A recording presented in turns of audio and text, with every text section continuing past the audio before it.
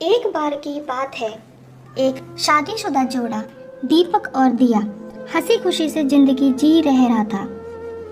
उनकी शादी को अब लगभग 60 साल पूरे हो गए थे। उन दोनों की उम्र भी 80 से ऊपर निकल चुकी थी। दोनों ने अपनी पूरी जिंदगी एक दूसरे के साथ काफी हंसी खुशी से बिताई थी।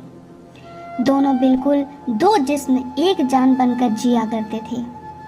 दोनों चाहे सुख हो या दुख हमेशा एक दूसरे के साथ खड़े रहते थे। सुख दुख के साथ साथ उन्होंने अपने अपने पर्सनल रहस्य भी एक दूसरे के साथ शेयर किए थे। हाँ, एक बात थी जो दिया जी ने कभी भी दीपक को नहीं बताया था। दिया जी ने अपने कपड़ों की अलमारी के सबसे ऊपर के खाने में एक बॉक्स रखा करती थी, जिसे किसी को भी, यहाँ तक कि खुद उनके पति दीपक को भी छूने नहीं देती थी। दिया जी ने अपने पति दीपक से कह रखा था कि समय आने पर वो उस बॉक्स का राज उन्हें ज़रूर बताएंगी। दीपक को भी इस बात से कोई आपत्ति नहीं थी और ना ही कभी दीपक ने इस बॉक्स के बारे में जानने की कोशिश की। एक दूसरे के साथ हंसते खेलते कई दशक बीत गए। दोनों एक दूसरे से बहुत प्यार करते थे और दोनों एक दूसरे को बखूबी समझते थे। दिया और दीपक एक दूसरे के बिना नहीं रह सकते। उम्र भी ढलती गई, शरीर कमज़ोर होने लगा और दिया जी को बहुत सी बीमारियों ने घेर लिया। दिया जी को अब लगने लगा कि अब समय आ चुका है कि उस बॉक्स के बारे में अपने पति को बताया जाए जो अब तक छुपा कर रखा था। अब दिया जी को लगा कि अब मेरा आखिरी समय करीब है। ये जानकर उन्होंने अपने पति दीपक को अपने पास बुलाया और अपने जीवन का वो एकमात्र राज जो उनके कबड़ में बंद था उसको उससे परिचित करवाया। दिया जी ने अपने पति को उस बॉक्स को लाने के लिए कहा। दीपक जी उस बॉक्स को लेकर आए और उसे ओपन किया तो वो देखकर हैरान हो गए कि उस बॉक्स में 2 खरोची हुई छोटी सी टेडी बियर और ढेर सारे नोट पैसे थे। दीपक जी ने दिया जी से उन टेडी बियर के बारे में पूछा।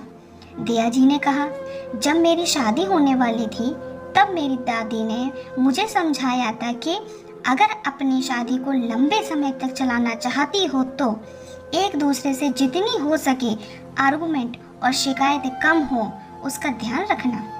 और उन्होंने उसके लिए मुझे ये टेडी बियर का तरीका भी बताया था, जिसमें जब भी मुझे तुमसे कोई शिकायत हो तब एक टेडी बियर को खुरच कर उसे संभाल कर एक बॉक्स में रख लेना। दिया जी की बात सुनकर दीपक की आंखें भीग गईं, क्योंकि पिछले 60 सालों में दिया जी को उनसे सिर्फ 3 बार शिकायतें हुई। ये विचार ही उनके लिए काफ़ी सुखद था। बाद में उन्होंने उन ढेर सारी 200 की नोटों के बारे में पूछा जो गिनती करने पर 2 लाख से भी ज़्यादा की थी।